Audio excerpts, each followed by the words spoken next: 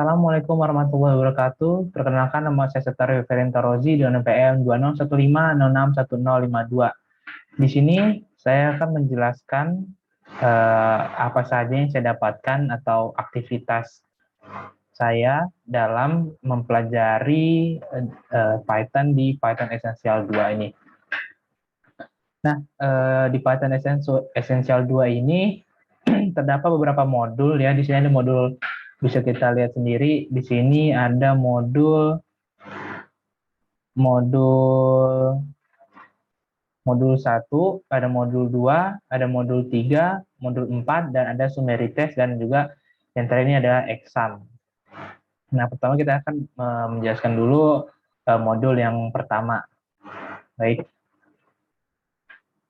Nah, di modul yang pertama yaitu adalah modulus, membahas tentang modulus, package, dan PIP. Nah, pada modul 1 ini kita mempelajari terkait mengimpor dan menggunakan modul Python, menggunakan beberapa modul pustaka standar Python yang paling berguna, membangun dan menggunakan paket Python, dan yang terakhir adalah PIP, paket instalasi Python, dan cara menggunakannya untuk menginstal dan menghapus paket dari PYP ini. Nah, kita akan membahas yang pertama dulu, modulus. Nah, modulus ini dalam Python, modul didefinisikan sebagai file yang berisi definisi dan pernyataan Python yang nantinya dapat diimpor dan digunakan saat diperlukan. Setiap modul terdiri dari entitas, seperti buku terdiri dari bab. Entitas ini dapat berupa fungsi, variabel, konstanta, kelas, dan objek. Dalam membuat modul, terlebih dahulu harus mengimpornya. Anggap saja seperti mengambil buku dari rak. Mengimpor modul dilakukan dengan instruksi bernama impor. Mengimpor modul dilakukan dengan instruksi bernama impor, yaitu seperti ini, keywordnya impor, name dari modul itu sendiri, dari nama dari modul itu sendiri. Intensitas modul matematika adalah adanya konstanta, simbol, dan sin. Namespace adalah sistem yang memiliki nama unik untuk setiap objek, dan dengan Python objek bisa berupa variabel atau metode. Kata kunci S, import S modul alias import modul S alias. Nah, alias S itu adalah bagian varian modul impor jika tidak menyukai nama modul tertentu. Aliasing menyebabkan modul diidentifikasi dengan nama berbeda dari aslinya. Ini juga mempersingkat nama memenuhi syarat. Nah, selanjutnya untuk pembahasan modul dan package, di sini kita mempelajari cara membuat modul, dan ini langkah-langkahnya adalah yang pertama kita buka Python IDLE-nya atau IDLE, kita klik file dan pilih new file, dan setelah kita simpan file dengan nama bebas untuk namanya, yang di belakangnya adalah PY. Dan yang kedua kita akan mempelajari membuat package. Nah, langkah-langkahnya kita buat folder dengan nama latihan Python, bisa bebas. Kalian membuat namanya apa juga. Dan dalam folder ini kita buat lagi folder dengan nama latihan. Di sini saya membuat nama latihan package. Kalian bisa mengubahnya juga. Nah, buat di dalam folder ini kita buat file yang bernama main.py dan file file underscore init underscore.py. Nah, dalam latihan package buat dua file dengan nama alpha.py dan beta.py. Nah, yang selanjutnya adalah kita akan membahas Python Package Installer atau PIP. Pengemasan Python dan cara menggunakannya disebut repository atau repo, yang disebutkan sebelumnya bernama PYPI, Python Package Index. Untuk mengakses PYPI membutuhkan alat khusus seperti PIP untuk menginstal paket. Kita dapat menyatakan bahwa semua jalan Python mengarah ke PYPI.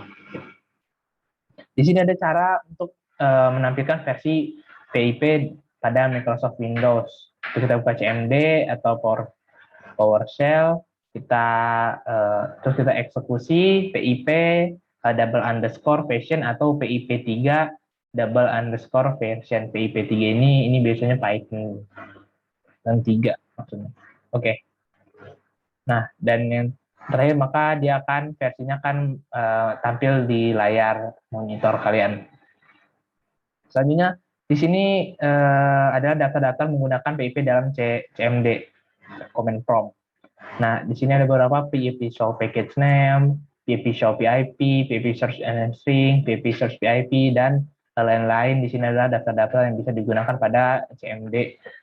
Nah, untuk selanjutnya adalah quiz dan tes. Jadi di setiap modul pasti terdapat quiz dan tes. Nah, ini gunanya adalah untuk mengecek atau menilai pemahaman kita setelah mempelajari modul-modul tersebut. Dan itulah untuk aktivitas saya dalam modul pertama. Dan selanjutnya kita akan masuk ke modul yang kedua. Pada modul yang kedua ini kita akan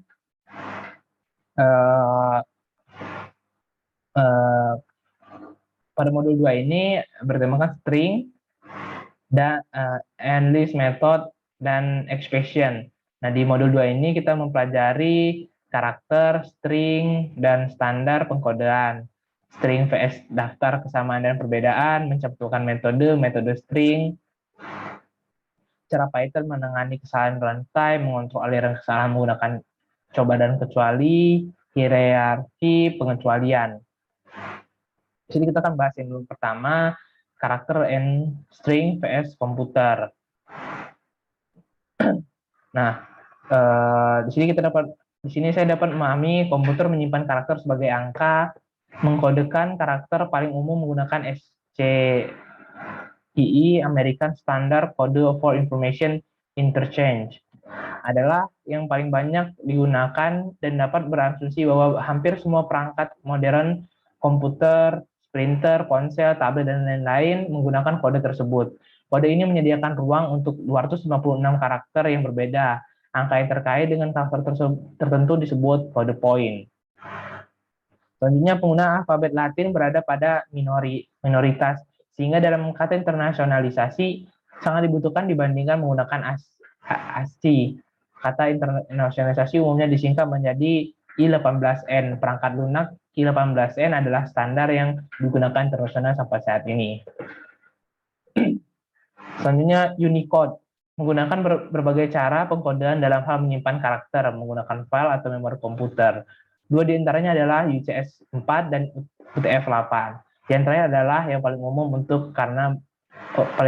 karena membuang lebih sedikit ruang memori. Dan yang selanjutnya adalah UTF-8, Unicode Transformation Format, menggunakan bit sebanyak mungkin untuk setiap kode. Nah, Python 3 ini mendukung penuh Unicode dan UTF-8. Yang pertama dapat menggunakan karakter bersandi Unicode atau UTF-8 untuk menamai variabel dan identitas lainnya. Yang kedua dapat menggunakannya selama semua input dan output. Yang ketiga, Python 3 benar-benar I18NED. Nah, selanjutnya kita akan membahas the nature of string in Python. Nah, di pembahasan ini saya dapat memahami fungsi len, yaitu ini biasanya digunakan untuk string mengembalikan sejumlah karakter yang terkandung dalam argumen. Black slash atau garis miring yang digunakan sebagai karakter escape tidak termasuk dalam total panjang string. Nah, operasi pada string ini ada banyak macam, yaitu ORD itu menentukan jumlah string, CHR menentukan string dan dari bentuk angka, max mencari nilai terbesar, min mencari nilai terkecil, indeks mencari urutan angka, list itu fungsi mengambil argumen string dan menciptakan daftar baru berisi semua karakter string, count menghitung semua kejadian, dan nah di sini adalah selanjutnya adalah metode string. Nah, ada beberapa metode yang ditawarkan oleh string, yaitu kapitalis mengubah semua huruf menjadi string, center, count, join, lower, strip, replace, rfind, rstrip, split, strip, swipe cache, title, upper, dan inilah metode yang ditawarkan oleh string. Dan juga content string dapat ditentukan menggunakan metode berikut, semuanya mengembalikan nilai boolean. Itu ada switch, isalnum, isal PHA, is lower, dan is space, is upper, star switch. Nah, selanjutnya kita masuk ke dalam string in action. Di dalam string in action kita dapat memahami String dapat menggunakan operator perbandingan umum, tetapi membandingkan dengan angka tidak memberikan hasil yang masuk akal karena tidak ada string yang dapat sama dengan angka apapun. Sebagai contoh, string double sama dengan number selalu false, string tanda seru sama dengan number selalu true, string lebih besar sama dengan number selalu memunculkan pengecualian. Yang kedua, pengurutan daftar string dapat dilakukan dengan cara fungsi bernama sorted membuat daftar baru diurutkan, metode bernama sort yang mengurutkan daftar in situ.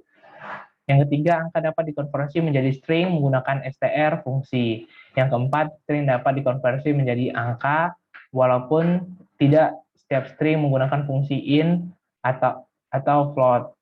Konversi gagal jika string tidak berisi gambar angka yang valid, pengecualian akan muncul kemudian. Nah, di sini adalah error. Selanjutnya error the program daily heard. Nah, di sini adalah ini adalah error pengecualian, yaitu yang pertama, pengecualian adalah peristiwa dalam kehidupan eksekusi program yang disebabkan oleh situasi yang tidak normal. Pengecualian harus ditangani untuk menghindari penghentian program. Bagian dari kode yang dicurigai sebagai sumber pengecualian harus diletakkan di dalam tray cabang. Ketika pengecualian terjadi, eksekusi kode tidak dihentikan, melainkan melompat ke expect cabang. Ini adalah tempat di mana penanganan pengecualian harus dilakukan. Dan yang kedua, jika perlu menangani lebih dari satu pengecualian yang berasal dari tray cabang yang sama, yaitu dengan cara menambahkan lebih dari satu expect cabang, tetapi harus memberi label dengan nama pengecualian yang berbeda. Dan yang ketiga, tidak dapat menambahkan lebih dari satu expect cabang anonim setelah cabang yang disebutkan namanya. Dan selanjutnya ada the anonym of expression. Di sini adalah antonimnya dari ekspektasi cabang. Yang pertama, tidak dapat menambahkan lebih dari satu expect cabang anonim. Yang kedua, semua pengecualian Python yang telah ditentukan membentuk hierarki yang itu beberapa diantaranya lebih umum, disebutkan base expression, adalah yang paling umum. Yang ketiga, pernyataan Python raise expression name dapat memunculkan ekspresi sesuai permintaan. Yang keempat, pernyataan Python assert expression mengevaluasi ekspresi dan memunculkan aset error, pengecualian ketika ekspresi sama dengan 0, string kosong, atau non. Selain itu dapat menggunakannya untuk melindungi beberapa bagian penting dari kode atau data, ada data yang merusak. Nah, di sini adalah hierarki dari pengecualian atau useful expression. Yang pertama, pengecualian Python bawaan abstrak adalah arithmetic error, back expression, lookup error. Dan yang kedua, pengecualian Python bawaan yang konkret adalah assertion error, import error, index error, keyboard interrupt, key error, memory error, overflow error. Nah, yang terakhir adalah ada quiz dan tes, yaitu seperti yang di modul yang pertama ada quiz dan tes untuk menilai pemahaman kita. Dan saya juga mengerjakan itu. Nah, masuk ke modul yang ketiga, yaitu Object Oriented Programming atau OPP. Nah, pada modul ini kita akan mempelajari konsep dasar pemrograman berorientasi objek, perbedaan antara pendekatan prosedural dan objek, motivasi dan keuntungan, kelas objek, properti, dan metode merancang kelas yang dapat digunakan kembali dan membuat objek, warisan polimorfisme, pengecualian sebagai objek, properti, metode, konsep warisan, sifat objektif, pengecualian Python. Nah, ini adalah the foundation of object-oriented programming. Yang pertama adalah kelas adalah ide, kurang lebih abstrak yang dapat digunakan untuk membuat sejumlah inkarnasi semacam sebagai objek. Yang kedua, ketika sebuah kelas diturunkan dari kelas lain, relasinya diberi nama pewarisan. kelas yang diturunkan dari kelas lain disebut subclass. Sisi kedua dari relasi ini diberi nama superclass. Cara untuk menyajikan hubungan seperti itu adalah diagram pewarisan, dapat digambarkan sebagai berikut, yaitu superclass lalu disajikan di atas subclass. Yang kedua, hubungan antar kelas ditampilkan sebagai panah yang diarahkan dari subclass menuju superclassnya. Yang ketiga, itu objek dilengkapi dengan sebuah nama mengidentifikasikan dan memungkinkan untuk membedakan antara mereka, yaitu satu properti dan satu set metode. Yang keempat, untuk mendefinisikan kelas Python sehingga perlu menggunakan kelas kata kunci. Yang kelima, untuk membuat objek dari kelas yang ditentukan sebelumnya sehingga perlu menggunakan kelas seolah-olah itu adalah fungsi. Dan yang selanjutnya adalah OPP, properti di sini adalah properti dari Object Oriented Programming. Yang pertama adalah variabel instan, adalah properti yang keberadaannya bergantung pada pembuatan objek.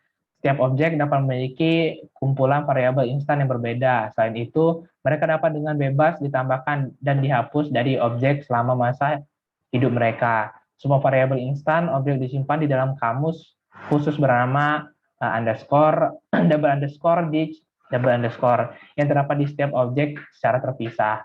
Yang kedua, variabel instan dapat menjadi pribadi jika namanya dimulai dengan underscore. Tetapi jangan lupa bahwa properti tersebut masih dapat diakses dari luar kelas menggunakan nama yang rusak yang dibuat sebagai underscore, double underscore class name, double underscore private property name. Yang ketiga, variabel kelas adalah properti yang ada tepat dalam satu salinan dan tidak memerlukan objek yang dibuat untuk dapat diakses. Variabel tersebut tidak ditampilkan sebagai underscore, double underscore date, double underscore content. Semua variabel kelas disimpan di dalam kamus khusus bernama double underscore date, double underscore yang terdapat di setiap kelas secara terpisah. Yang keempat, fungsi bernama hasad.tr dapat digunakan untuk menentukan apakah ada objek atau kelas yang berisi properti tertentu. Nah, selanjutnya adalah metode dari OPP ini. Yang pertama, metode adalah fungsi yang disematkan di dalam kelas. Parameter pertama atau satu-satunya dari setiap metode biasanya bernama self, yang dirancang untuk mengidentifikasi objek yang metodenya dipanggil untuk mengakses properti objek atau memanggil metodenya.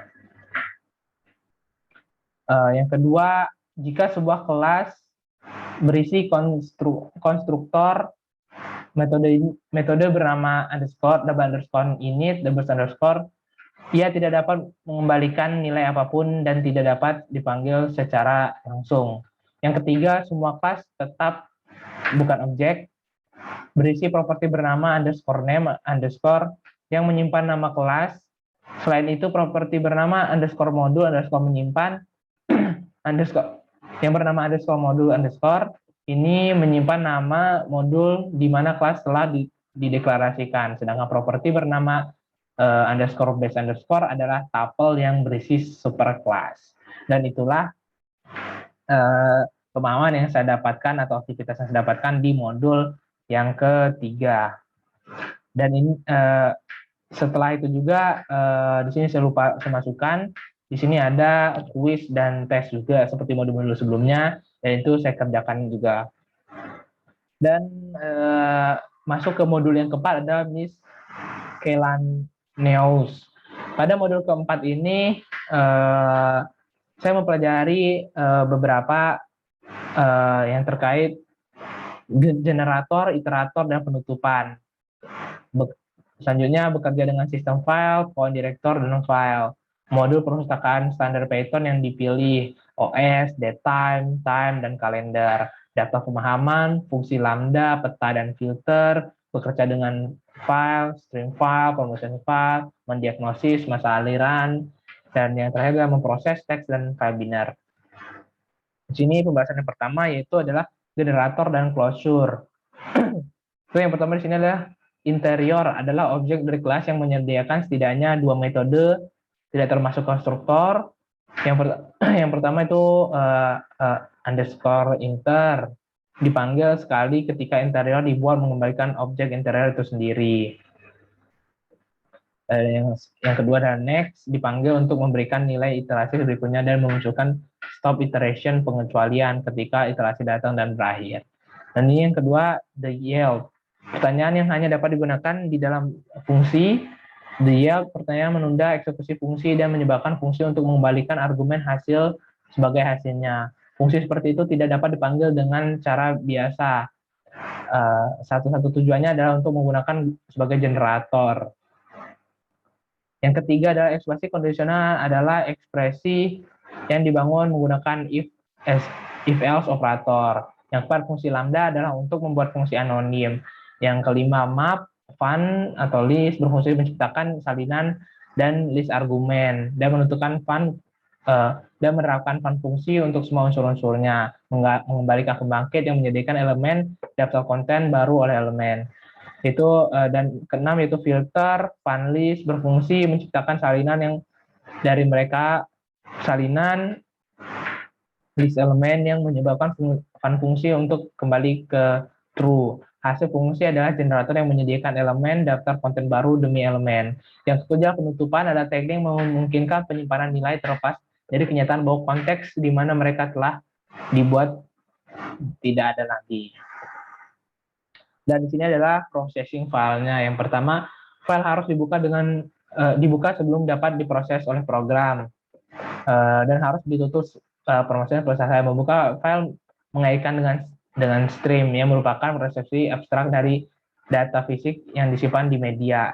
Cara aliran diproses disebut mode terbuka. Ada 3 mode terbuka, yaitu mode baca, mode tulis, mode pembaharuan. Nah, di sini yang kedua adalah bergantung pada konten file fisik. File Python yang berbeda dapat digunakan untuk memproses file. Secara umum, the buffered IO-base mampu memproses file apapun, sedangkan text IO-base merupakan kelas khusus yang didedikasikan untuk memproses file teks. Open syntax, yang ketiga open syntax. Fungsi berikut digunakan untuk membuka file. Open. Yang keempat adalah 3 aliran yang ditentukan sudah terbuka saat program dimulai. Ini ada SCS std in, masukkan standar, SCS std out, keluar standar, SCS std err, mengeluarkan kesalahan standar. Nah, yang kelima ada IO error object, pengecualian dibuat ketika operasi file apapun gagal. Nah, di sini ada working with real files. Ini adalah kita untuk filesnya. Untuk membaca konten file, metode aliran berikut dapat digunakan: read number, membaca number karakter, read line, membaca satu baris dari line text, read lines number, membaca nomor baris dan file text, read into, bit array, membaca bit dari file dan mengisinya bit array. Yang kedua, untuk menulis konten baru ke dalam file, metode aliran berikut dapat digunakan, yaitu write string, menulis string ke file text, write bit array, menulis semua bit array ke file. Ketiga ada open. Metode ini mengembalikan objek yang dapat diubah dan dapat digunakan untuk mengulangi semua baris file di dalam satu for lingkungan. Nah, di sini adalah modul OS-nya. Yang pertama ada unnamed, berfungsi mengembalikan objek yang berisi informasi tentang sistem operasi saat ini. Objek ini memiliki beberapa atribut, yaitu system name, node name, release, version, dan machine. Yang kedua ada atribut nama yang tersedia dalam OS modul memungkinkan Anda untuk membedakan sistem operasi. Ini mengembalikan salah satu dari 3 nilai berikut, yaitu POSIX, NT, dan Java. Yang ketiga adalah mkdir. Ini berfungsi untuk membuat direktori di jalur yang dilewati sebagai argumen. Jalur dapat berupa relatif atau absolut. Nah, yang keempat ada hasil dari listdir, yaitu fungsi tersebut adalah daftar yang berisi nama-nama file dan direktori yang berada di jalur yang dilewati sebagai argumennya. Yang kelima, untuk berpindah antara direktori dapat menggunakan fungsi yang disebut chdir. yang mengubah direktori kerja saat ini ke jalur yang ditentukan. Yang keenam, untuk menghapus direktori dapat menggunakan RMD berfungsi tersebut, tetapi untuk menghapus direktori dan subdirektorinya gunakan remove dirs fungsi tersebut. Yang ketujuh, pada Unix dan Windows dapat menggunakan fungsi sistem yang mengeksekusi perintah yang diteruskan sebagai string. Fungsi sistem pada Windows mengembalikan nilai yang dikembalikan oleh shell setelah menjalankan perintah yang diberikan. Sedangkan pada Unix mengembalikan status keluar dari proses. Nah, di sini ada juga modul datetime. Nah, yang pertama itu adalah untuk membuat date object, Anda harus melewati argumen tahun, bulan, dan hari. The date object memiliki 3 read-only atribut, yaitu tahun, bulan, dan hari. Yang kedua ada today. Metode ini mengembalikan objek tanggal yang mewakili tanggal lokal saat itu. Di Unix, stempel waktu menyatakan jumlah detik sejak 1 Januari 1970. Tanggal ini disebut zaman Unix. Sekarang mulai menghitung waktu pada sistem Unix. Dan keempat, konstruksi time class. Menerima 6 argumen, jam, menit, detik, mikrodetik, tz info, dan lipat. Masing-masing argumen ini opsional. Yang kelima, data the time. The modul berisi slave fungsi yang menunda eksekusi pemrograman selama beberapa detik. Yang keenam, dalam data modul, tanggal dan waktu dapat dipresentasikan sebagai objek yang terpisah atau sebagai satu objek. Dan yang ketujuh ada strf time. Metode ini hanya mengambil satu argumen dalam bentuk string yang menentukan format dapat terdiri dari directory.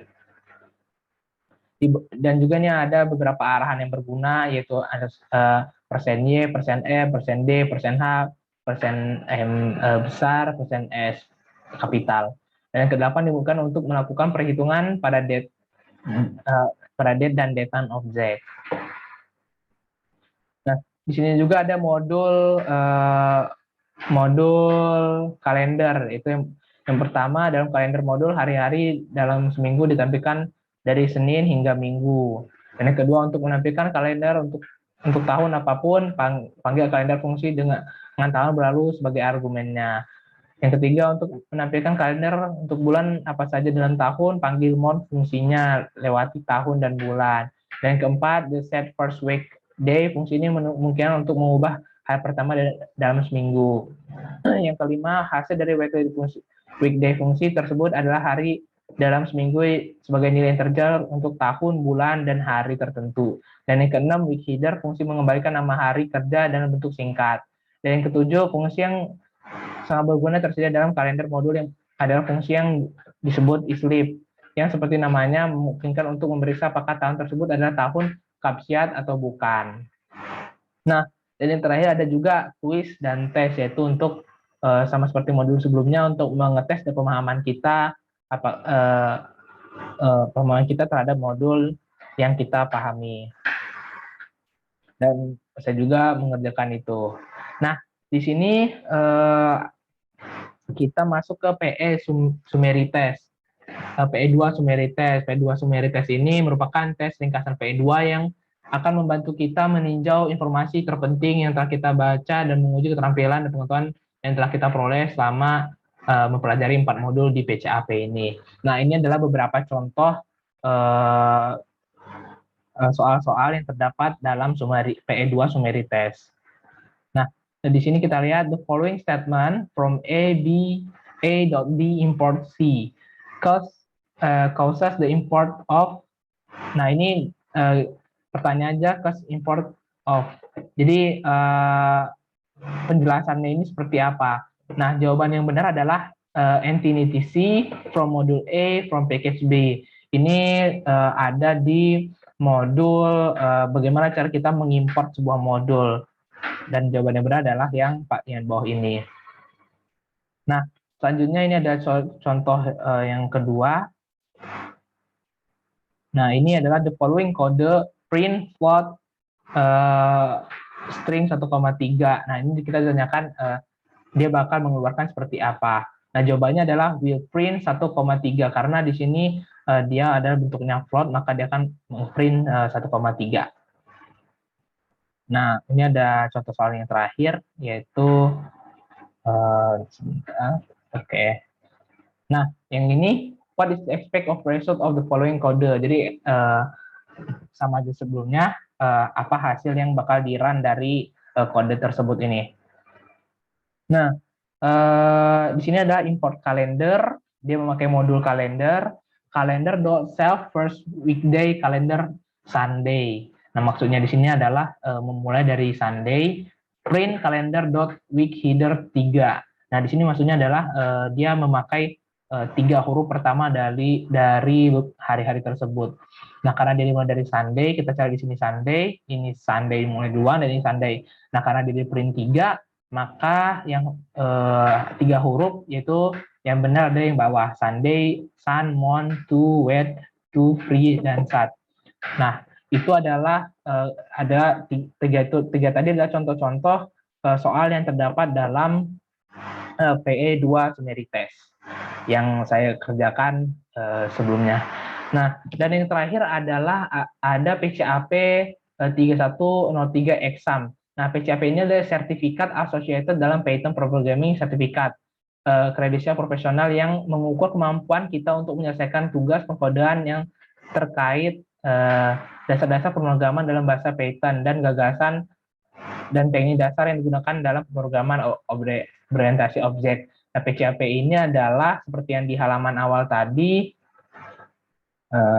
Nah, seperti yang di sini, nah, yang PCAP exam itu adalah yang sebelah sini. Nah, ini adalah kita akan, jikalau kita mau mendapatkan sertifikat, kita akan mengerjakan ini, tetapi ini bayar, dan saya belum membayarnya, dan akhirnya belum mendapatkan sertifikat. Baik, mungkin itu saja penjelasan saya mengenai apa saja yang saya pahami dalam mempelajari Python Essential 2 atau aktivitas saya dalam mengerjakan atau mempelajari Python Essential 2. Jika kalau ada kesalahan, saya mohon maaf. Saya akhiri, wassalamualaikum warahmatullahi wabarakatuh.